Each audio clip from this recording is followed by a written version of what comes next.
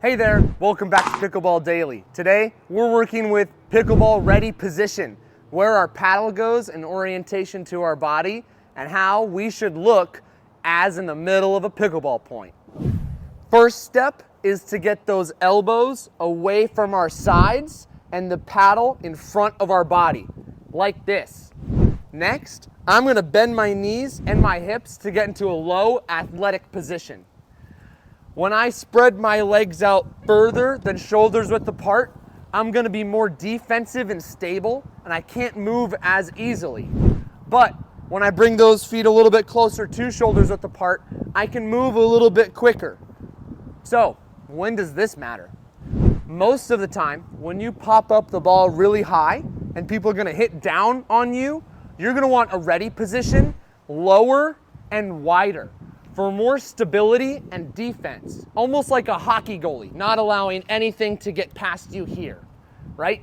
But then, when you hit something that might end up being a winner, but you could be having to move faster or further away from the ball to go get that next shot, we gotta have a ready position closer together and a little bit lighter on our toes than we are stable and down low with our weight at our heels on our defensive ready position. Now, when we're up here, like I said, this paddle is up and we might be at our chest or shoulder position ready for a block in front of us here.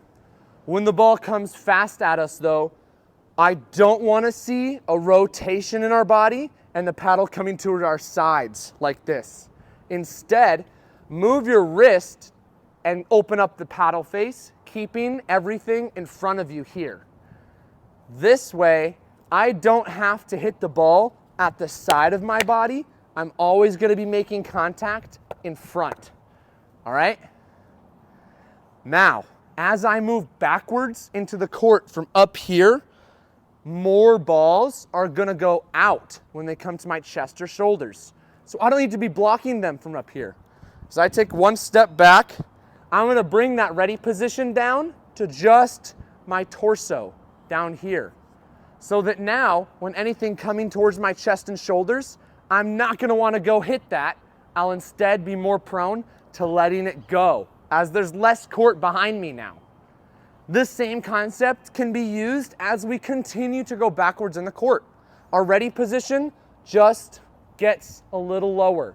Now, as I'm in the middle of the transition zone, I'm only blocking something that's coming at my hip or leg height. Anything that's torso high, we're gonna let it fly behind us, all right?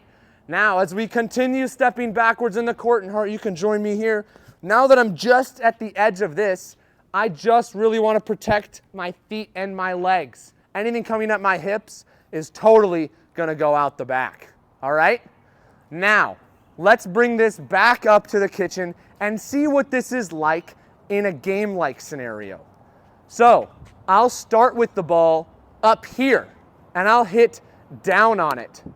This means that your ready position is gonna be down low in anticipation for the ball coming towards your feet, all right? Then, when I see a ball coming in towards my opponents that's below the net and they might have to hit up on it like that, I'm gonna have my ready position back up high in anticipation for that coming into my strike zone for me to hit down on it. Does that make sense? Yes. Sweet. Now, with the person in front of you, try out this drill. I'll hit it up in front and down towards Jacob's feet, and we'll play out the point. Up here to down there. Nice, and we'll play it out. He kept that ready position down low as he saw that ball come in. If I pop it up high, I'm keeping that paddle down low, all right? Okay. Here we go. Sorry, that was not.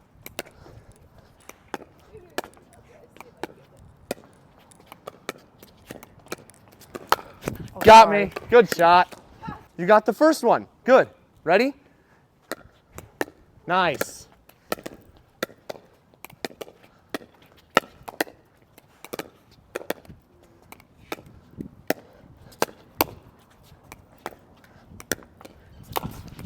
Oh yeah. Oh, good rally, good rally.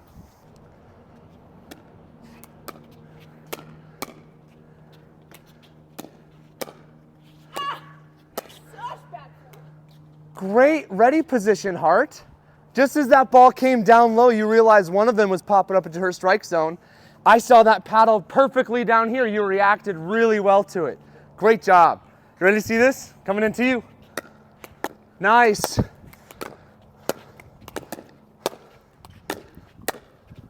Nice attack. Great point.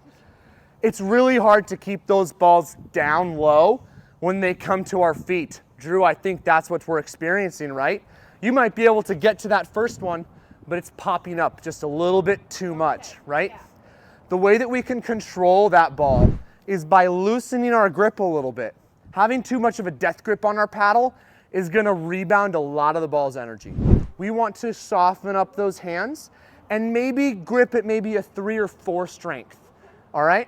That's gonna allow your ball to bounce into his kitchen as opposed to staying up in the air and popping up. Yeah. I just wanna talk one more thing that's gonna help you in your ready position, and that is not anticipating which shot is gonna come at you. When you think you're gonna have to hit a forehand and you predict that before the ball comes, you're gonna get in trouble when it comes to your other side and have to do something like this. Same thing on the backhand. That's how we get the chicken wing.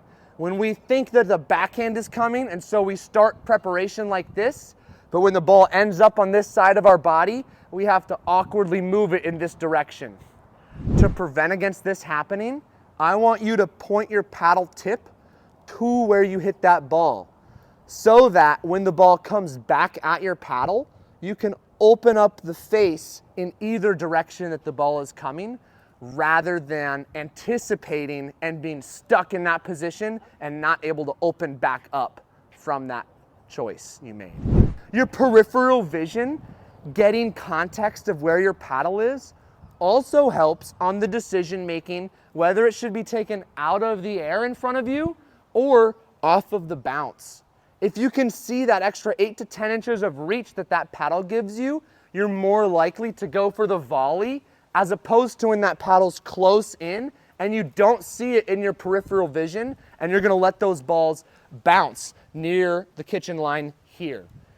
When I see a ball bounce near my kitchen line, I understand and can kind of chalk it up as a mistake, because my reach could totally be taking it out of the air instead of letting those balls bounce. Yeah?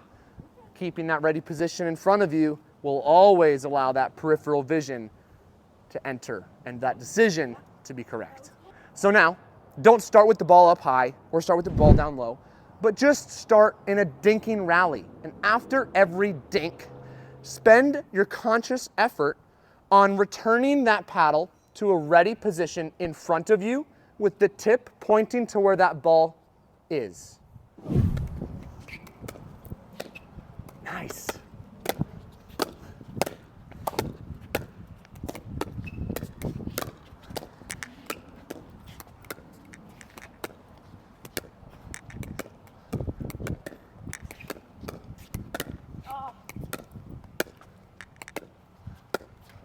Oh, off the net cord.